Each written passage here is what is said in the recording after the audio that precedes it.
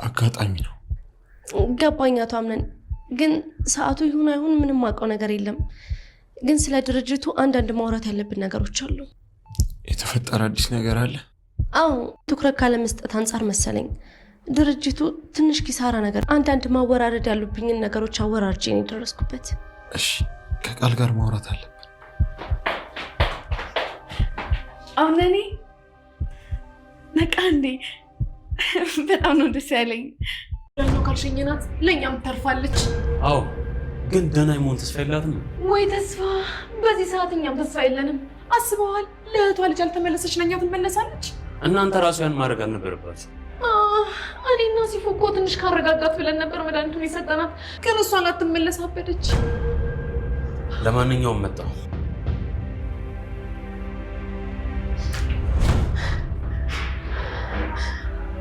አንቺ ግን ምን አይነት እስስት ነሽ? ምን ነው ምን ሰማሽ? ምን ያልሰማሁታል? በዚህን ያህል ሰው በሰው ህይወት መቀለድ ይችላል? እናት ዛህራ በሜርሲ እና በሴፈን መካከል ያለውን ሚስጥር ስላወቁ ትልቅ ሴራ እየተሰራባቸው ነው። እንግዲህ በስተመጨረሻ ሜርሲ ወደ ሞርዚና ክፍል ገብታ ነበረ። ነገር ግን ከውጭ በሩ ተቆልፎ ነበረ።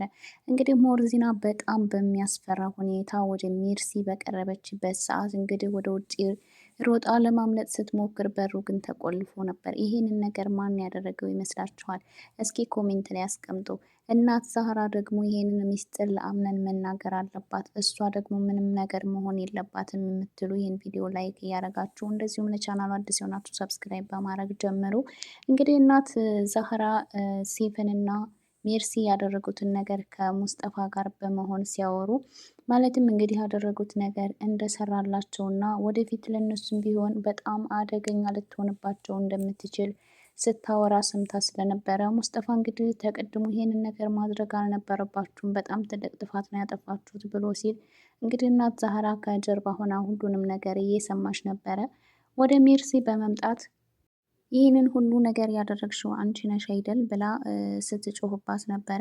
እንግዲህ ሜርሲ ይህንን ነገር ለማንም ሰው መናገር እንደሌለባት እያስጠነቀቀቻት እና እየለመነቻት ነበረ።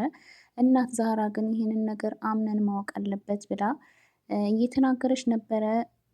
ሜርሲ ግን እንዳትናገር በጣም ብዙ ነገር እያበበለቻት እና እየለመነቻት ነበረ። እንግዲህ እናት ዛህራ ወደ አምነን በገባችበት ጊዜ አብራ ተከትላ በመግባት እንግዲህ ልትናገር ትችላለች በሚል ስጋት ማለት ነው። ምንም ነገር እንዳትናገር ባይኗ እየጠቀሰችና እያስጠነቀቀቻት ነበረ። እናት ዛህራ ግን ይህንን ነገር አምነን ከዳነ በኋላ ከተነሳ በኋላ ሁሉንም ነገር ለሱ እናገራሉ፣ ከዚያ በኋላ ከዚህ ቤት ትውጫለች ብላ ስትላት እንግዲህ ሜርሲ በጣም ደንግጣና ፈርታም ስለነበረ ምክንያቱም ይህን ሚስጥር በሁለታቸው መካከል እየነበረ ሚስጥር ነው። እንግዲህ እናት ዛህራ ይህንን ነገር ሰምታ ዝም እንደማትል ስለምታውቅ ወዲያውኑ ወደ ሴፈን በመደወል እናት ዛህራ ሁሉንም ነገር እንዳወቀችና የሆነ ነገር ማድረግ እንዳለባቸው ወይም ደግሞ እሷን ማስወገድ እንዳለባቸው ስትነግራት ነበረ። እንግዲህ ሴፈን በሜርሲ በጣም እየተናደደች አንቺ ማውራት እስካላቆምሽ ድረስ ይሄ ሚስጥር መቼም ቢሆን ተጠብቆ ሊቆይ እንደማይችል እርግጥ ነው ብላ እንግዲህ ሴፈን በጣም ተናዳባት ነበረ። ወዲያውኑ እንግዲህ ወደ ቤት ይዛት እንድትሄድ አድርጋት ነበረ። እናት ዛህራን እንግዲህ ሜርሲ ወደ ቤት መሄድ አለብን፣ እዚህ በጣም ቆየሽ፣ ደክሞሻል ምናምን በማለት በማግባባት ወደ ቤት እንድትሄድና ከዛ በኋላ ምን ማድረግ እንዳለባቸው ከሴፈን ጋር ሲማከሩ ነበር። ሴፈንም እንግዲህ ይህንን ነገር አምነን ካወቀ ሁሉንም ነገር እናጠዋለን፣ ከዚህም ቤት ያስወጣናል ብላ እንግዲህ ሜርሲም ደግሞ ህይወታችን ወይም ደግሞ እልማችን ሁሉ ገደል ገባ፣ አምነን ይህንን ነገር ማወቅ የለበትም እያሉ ሁለቱ በውስጣቸው ያለውን ስጋት ሲነጋገሩ ነበረ።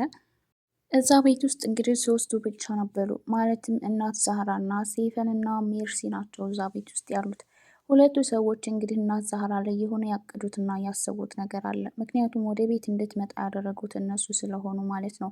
እንግዲህ ሜርሲ ማለትም ሴፈን ሜርሲን መደራደር አለብሽ፣ ምናልባት አንቺ ስታወሪ ስለሆነ የሰማችሽ አንቺ ብታወሪያት እና ብትደራደሪያት እየተሻለ ነው ብላት ወደ እናት ዛህራ አደጋት ነበረ። ቷን እያጸዳች ስለነበረ ሜርሲን ልታናግራት ፈቃደኛ አልነበረችም። ሜርሲም ወዲያውኑ ወደ ሞርዚና ክፍል ነበር ያመራችው።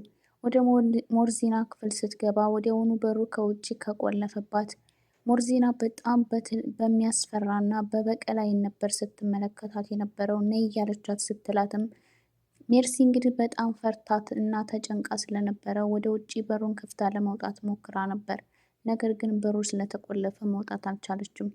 ሞርዚና እንግዲህ አምነን ላይ ባደረገችው ነገር በጣም እየተጸጸተች እና እያለቀሰች ሙሉ ቀን እንደዋለች የሚንከባከባት ሰው ሲናገር ነበረ። ሞርዚና እውነት አምነን ላይ ያደረገችው ነገር በዛ ልክ የጸጸታትና ስታለቅስ የዋለችው እንደዚሁም ጭንቀት ውስጥ እየከተታት ለምን ይመስላችኋል? እውነት ከበሽታው ተሽሏት ነው ወይስ ደግሞ ለምን ይመስላችኋል? ምናልባት እንግዲህ ሞርዚና ከሽሏትና አምነን ላይ ያደረገችው ነገር ገብቷት ከሆነ ሜርሲን ምን ልታደርጋት እንደምትችል ማሰብ በጣም ቀላል ነው።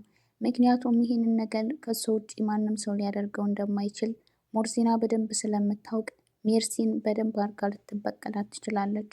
ካላወቀችም እና በዛው በብደቷ ላይም ከሆነች ደግሞ ልክ አምነን ላይ እንዳደረገችው ሜርሲንም ልትጎዳት ትችላለች። ሜርሲ በአሁኑ ሰዓት ማምለጥና ወደ ውጭ መውጣት አትችልም፣ በሩ ከውጭ ስለተቆለፈ። ሞርዚና ደግሞ በጣም በሚያስፈራ ፊት ነበር ስትመለከታት የነበረው። እናት ዛህራም እንግዲህ ወደ ውስጥ ወደ ሞርዚና ክፍል ስትገባ አንቺ ላይም ምን አለ ሌሎቹ ላይ እየደረሰው አንቺ ላይ ቢደርስ እያለች ነበር። እንግዲህ ሴፈንና ሜርሲ ባደረጉት ነገር እናት ዛህራ በጣም ተናዳለች። በሌላ በኩል ደግሞ ሴፈን ይሄ ሚስጥር ከሁለቱ ውጭ መውጣቱ በጣም አሳስቧታል። ከቅድሙም ቢሆን ሜርሲን ጨዋታ ውስጥ ማስገባት አልነበረብኝም ብላ በጣም እየተናደደች እና ከእሷ ጋር በሰራችው ስራ በጣም እየተጸጸተች ነበረ። እንግዲህ ሴፈንና ሜርሲ በጣም ትልቅ የሚያለያያቸው ነገር አለ። ሴፈን በጣም ጠንቃቃና ብልህ ሴት ስትሆን መጀመሪያ ያቀደችውን ነገር በጥንቃቄ ነው የምታደርገው። በጣም ከባድ የሚባሉ ወንጀሎችን እንኳን ስትሰራ ማንም ሰው አይነቃባትም። ከዚህ ቀደም ወይዘሮ ሰምሃልን እንዴት አድርጋ እንደገደለቻት እና ከዚያም አልፎ ደግሞ ከነ አምነን ምን ያክል ገንዘብ እንደተቀበለችው አይታችኋል። ያ ማለት እንግዲህ ማንም ሰው ሳይነቃባት እዛ ቤት ውስጥ ተቀምጣ የእነሱን እንቅስቃሴ አንድ በአንድ እየተከታተለች ስራዋን በብልሃት ትሰራለች። ሜርሲ ግን ብዙ ጊዜ ወሬ ስለምታበዛ ያሰበችው ነገር ሳይሳካላት እና ሳታደርገው ይበላሻል። በዛ ላይ ደግሞ ብዙ ጊዜ ማሰብና መመኘት እንጂ ስራ ላይ ብዙም ጎበዝ አይደለችም። ሜርሲ እዛ ቤት ውስጥ በጣም ብዙ ነገር መስራትና ቤተሰቡን እንዳለ መበቀል ትፈልጋለች። ነገር ግን እስካሁን ምንም ያደረገችው ነገር የለም። ሁልጊዜ ሴፈን አንድ እርምጃ እንደቀደመቻት ነው። ሜርሲ እንግዲህ ህፃኗ ልጅ ሳትቀር እየተጫወተችባት እና እየቀለደችባት እንደዚሁም ደግሞ በጣም ተንኮለኛ እንደሆነች ራሷ ህፃኗ ራሱ ነቅታባት ነበረ። ልክ እያሳሳቀች እንደ ቀልድና እንደ ጨዋታ አስመስላ ብዙ ነገር ስትጫወትባት እንዳሻንጉሊት ቆይታለች። በእርግጥ ሁለቱም የሚያመሳስላቸውና አንድ የሚያደርጋቸው ነገር አለ። እርሱም ምንድነው? ሁለቱም ተንኮለኞችና ሁለቱም የየራሳቸው ሚስጥር አላቸው። እንግዲህ የሴፈን ሚስጥር ሜርሲ ስለያዘችባት በዛም ሚስጥር አስፈራርታ የፈለገችውን ነገር እንድታደርግ ከዚህ ቀደም ጠይቃት ስለነበረ ምናልባት ያንን ነገር ለማክሸፍ እና አብረው እየሰሩ ከሆነ እንደዚህ አይነት የግዳጅ ስራ ሊመጣባት ስለማይችል ይህንን ነገር ስላሰበች አብረው ለመስራት የተስማማችበት አንዱ ነገር ሴፈን ይሄ ነው። ቢሆንም ግን አሁን ላይ ሴፈን እዛ ቤት ውስጥ በሜርሲ አማካኝነት እሷ ምንም ነገር ብታደርግ እንዳይነቃባትና ማንም ሰው እንዳያውቅባት በማድረግ በሜርሲ አማካኝነት ስራዎችን መስራትና እያንዳንዱን ነገር ማከናወን ትፈልጋለች። ሜርሲም እንግዲህ በሴፈን ሀሳብ እየተስማማችው ሞርዚናን ሁለቱም እዛ ቤት ውስጥ የፈለጉትን ነገር እንዳያገኙ እንቅፋት እየሆነችባቸው ስለሆነ ተባብረው ሁለቱም ሆነው እሷን ካስወገዷትና ወይም ደግሞ ልክ አሁን እንዳደረጉት እንድታብድ ካደረጉ በኋላ እዛ ቤት ውስጥ ሁለቱም የራሳቸውን ስራ እንደፈለጉ ማግኘትና መስራት ይችላሉ። ይህንንም ነገር ለማግኘትና ለመስራት ደግሞ ሁለቱም በአንድ በመተባበር ጠንቋይ ቤት እስከመሄድ ድረስ ደርሰው እንግዲህ ሞርዚናን የፈለጉትን ነገር አድርገዋታል ማለት ነው። አሁን ላይ ሁለቱም በየራሳቸው ዓለም ላይ ይገኛሉ። ሌላው ነገር እንግዲህ ሜርሲ ወደ ሞርዚና ክፍል እንደገባች ማን ከውጭ የቆለፈባት ይመስላችኋል? እንግዲህ ሜርሲ እናት ዛህራን ልታወራት በሄደችበት ሰዓት እናት ዛህራን ለማውራት ፈቃደኛ ባልሆነችበት ጊዜ እንግዲህ ወዲያውኑ ያመራችው ወደ ሞርዚና ክፍል ነበረ። ወደ ውስጥ ስትገባ እንግዲህ ሞርዚና በጣም በሚያስፈራ ፊት ነበር ስታያት የነበረው። ትልቅ በቀል አይኗ ውስጥ ይታያል። ሜርሲ እንግዲህ ወደ ውስጥ በገባች ሰዓት በሩ ወዲያውኑ ተቆልፎ ስለነበረ በጣም ፈርታና ደንግጣለች። ነገር ግን ወደ ውጭ መውጣት አልቻለችም፣ ምክንያቱም በሩ ስለተቆለፈ። ሞርዚና ነይ እያለችው ወደ ራሷ ስትጠራት ነበረ። ሞርዚና እንግዲህ ከዚህ ቀደም ባደረገችው ነገር ማለትም አምነን ላይ ባደረገችው ነገር በጣም ተጸጽታ በጣም በከባድ ጭንቀትና ሀዘን ላይ እንደዚሁ ሙሉ ቀን ስታለቅስ እንደዋለች የሚንከባከባት ሰው ሲናገር ነበር። እንደዛ ስታለቅስ የዋለችውና ያዘነችው አምነን ላይ ያደረገችው ነገር ገብቷት ነው። ማለትም እንግዲህ እብደቱ ከተዋትና ወደ ራሷ ተመለሰች። ማን እንደዚህ ሊያደርጋት እንደሚችል ለመጀመሪያ ጊዜ የምትጠረጥረው ሜርሲን ስለሆነ በደንብ አድርጋ ልትበቀላት ትችላለች። ምናልባትም ደግሞ ወደ ራሷ ካልተመለሰች እና በእብደቷ ላይም ከሆነች ልክ አምነን ላይ እንዳደረሰችው እሷም ላይ ጉዳት ልታደርስባት ትችላለች።